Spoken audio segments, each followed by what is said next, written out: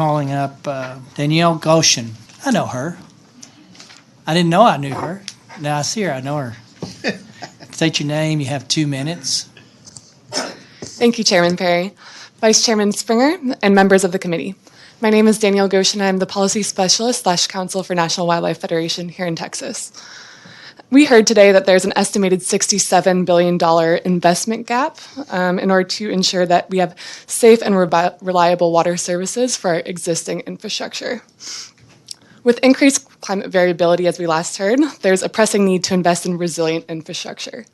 We at the National Wildlife Federation believe that green and nature-based infrastructure can help our systems become more resilient in the face of drought, flood conditions, and extreme heat, all of which we are vulnerable to here in Texas, while often reducing the cost and providing multiple benefits to communities.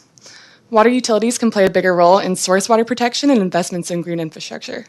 For example, bioswales, riparian restoration, source water protection, and other green and nature-based projects can reduce flooding and decrease both sediment and non-point source pollution. We can increase funding, prioritization, points for different funding opportunities that we have in the state to facilitate that. Further, we must ensure that disadvantaged and rural communities who need improvements most are able to access funding sources. We must be able to draw down the $3 billion in SRF funds under the IIJA. ARPA funds can be used to provide that state match. That is not a contested use of those ARPA funds.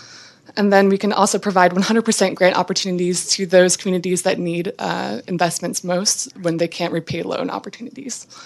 So thank you for the opportunity to provide testimony here today. I know 2 minutes is very short, but we can also increase or really tweak the set-aside programs at both the Texas Water Development Board and the Texas Commission on Environmental Quality in order to ensure that those communities that need these investments most are reached out to and are given the tools to be able to access those funds. Thank you for the opportunity to testify here today. Thank you. Any questions? Thank you for being here. Thank you.